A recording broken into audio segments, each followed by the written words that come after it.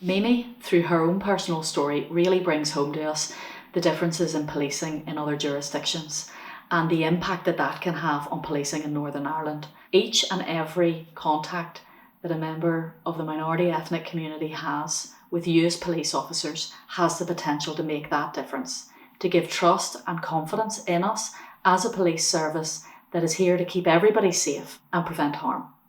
My own personal reflection on Mimi's story is just how inspirational a leader she is. She's using her own experience, which has been really difficult, to good effect to support other women who are from refugee and asylum-seeking communities, and she's working really positively with us as a police service to bridge that gap.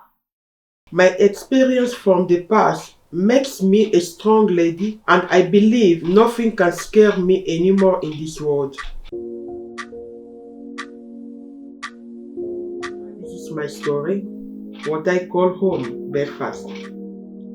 In Congo they said, there is no place like home, but I say, everywhere you feel respected and safe is home. I came to Northern Ireland in February 2009 for safety. Since arriving, I have integrated and engaged with the Northern Ireland society. One of my first stops was for Bryson to claim asylum. However, my asylum case was not straightforward, and the journey was bitter from the beginning to the end. I was put in the hotel at University Street, where I stayed for 2 months and shared a room with 7 men as the only lady.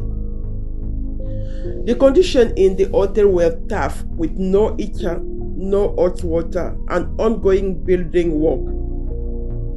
Every morning to shower, I must boil the water in the kitchen, put in the bean bucket, and bring it to the bathroom on the top floor. I faced all forms of racism in this hotel from staff, owner, and even those asylum men who were sharing the room with me. Despite facing all forms of racism, I did not let myself be abused and stood up for my rights despite the language barrier. After 2 months of struggling in the hotel and finally got proper accommodation, nurse accommodation. Unfortunately, I only stayed for 7 months as my asylum case failed, and I had to return to the hotel with the help of charity organizations. After 2 months, I became destitute as the Home Office rejected my fresh claim. I was destitute for 2 years and a half and relied on charity, the Catholic Church, and my pastor for food.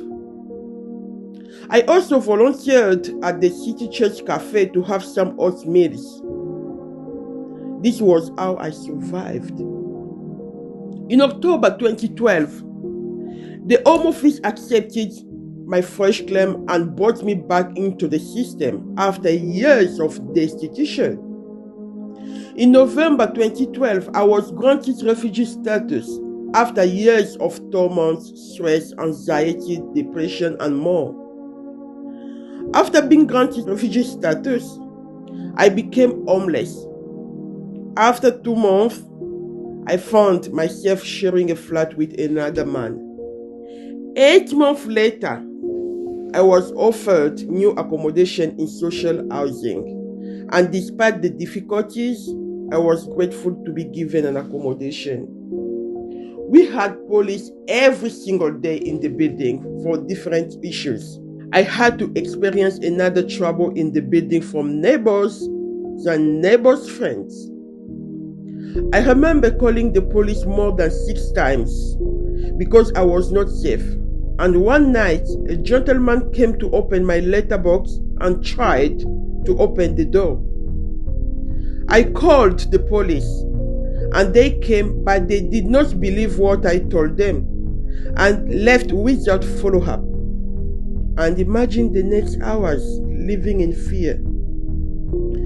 This left me with a lot of concerns. In 2015, I decided to further my education at Queen's University by doing my master's degree in human rights law while working part-time. In 2018, I graduated with an LLM degree in human rights law.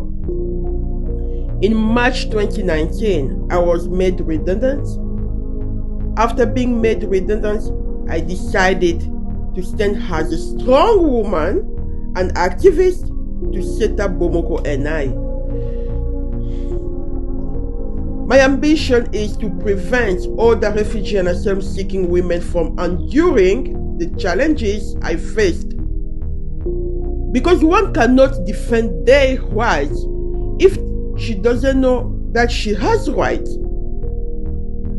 My message to the PSNI, we need them. We want them, as we are more vulnerable, but sometimes we find them not approachable. My message is for the PSNI to urge and continue to build relationships and be diplomatic when dealing with refugee and asylum-seeking women because of the bad experiences they have with police in their home countries. We stop the women from reporting and engaging with the police. For example, I have personally experienced challenges in engaging with the police. Women face domestic violence and racism, but they don't want to report it because where we come from, police are not trusted in general. Most of the women still have the same mentality because they never engaged with the police here. Every time I tell them to report, they refuse to do so and think this may affect their asylum case. I told them their asylum case and to report that domestic violence is two different things. I kept explaining that it will not affect their asylum determinations. To conclude, I want to thank the community and the police for welcoming us and making us safe in Northern Ireland.